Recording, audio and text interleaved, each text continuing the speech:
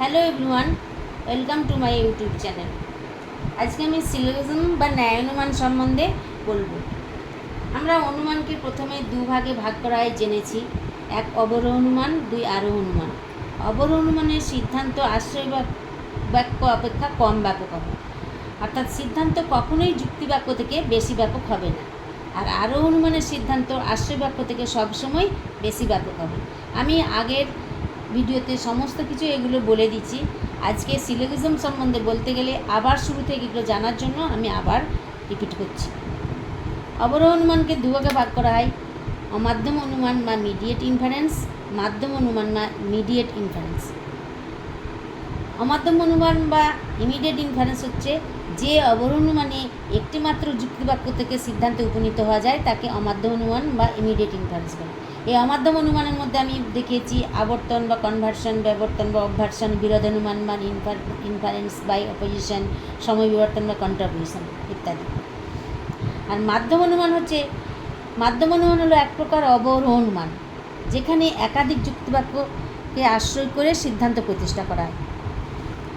এবার সিলোজিজম বা নিরপেক্ষ ন্যায় বা ন্যায় অনুমান হলো এক প্রকার মাধ্যম অনুমান। সিলোজিজম কাকে বলে? যে মাধ্যম অনুমানে পরস্পর সম্পর্কিত দুটি যুক্তিবাক্য থেকে সিদ্ধান্ত অনিবার্যভাবে নিশ্চিত হয় এবং সিদ্ধান্ত আশ্রয় বাক্য অপেক্ষা কম ব্যাপক হয় তাকে ন্যায় অনুমান বা সিলোজিজম বলে। যে ন্যায়ে তিনটি বচনই নিরপেক্ষ বচন তাকে নিরপেক্ষ ন্যায় বলে। এই সিলোজিজম বা নিরপেক্ষ ন্যায় তিনটি যে বচন নিয়ে গঠিত হয়, প্রধান আশ্রয়বাক্য, অপ্রধান আশ্রয়বাক্য এবং সিদ্ধান্ত, তিনটি বচনই নিরপেক্ষ বচন, তাই এই নিরপেক্ষ বচনকে নিয়ে গঠিত বলে একে নিরপেক্ষ ন্যায় বলে। এই সিলোজিজম কীভাবে গঠন করা হয় তা আমি একটি ছকের সঙ্গে দেখিয়েছি। প্রথমে গুণ ও পরিমাণ দিতে হবে বচনের, যে কোনো বচন এ, ই, আই, ও, এই চারটি বচনের মধ্যে গুণ ও পরিমাণ দেখাতে হবে। তারপরে হবে উদ্দেশ্য থাকবে, তারপর বাক্যকে বচনে রূপান্তরিত করতে গেলে সংযোগ দিতে হবে, শেষে বিধেয়।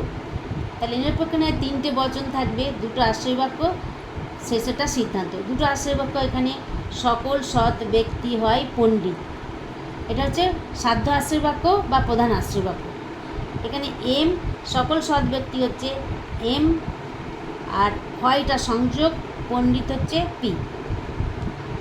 দ্বিতীয় আশ্রয় বাক্য এটা হচ্ছে সাধ্য আশ্রয় বাক্য বা প্রধান আশ্রয় বাক্য।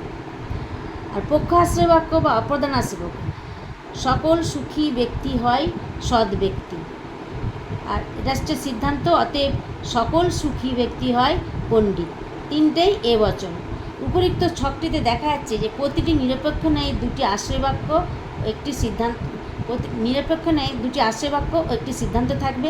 সিদ্ধান্তটি আশ্রয় বাক্য থেকে কম ব্যাপক হবে। প্রতিটি নিরপেক্ষ ন্যায় তিনটি পদ থাকবে, একটি হচ্ছে সাধ্য পদ পি, দ্বিতীয়টি হচ্ছে পক্ষপদ এস, আর তৃতীয় এম হচ্ছে মিডল টার্ম। আজকে এই পর্যন্তই। ভিডিওটি সাবস্ক্রাইব করুন।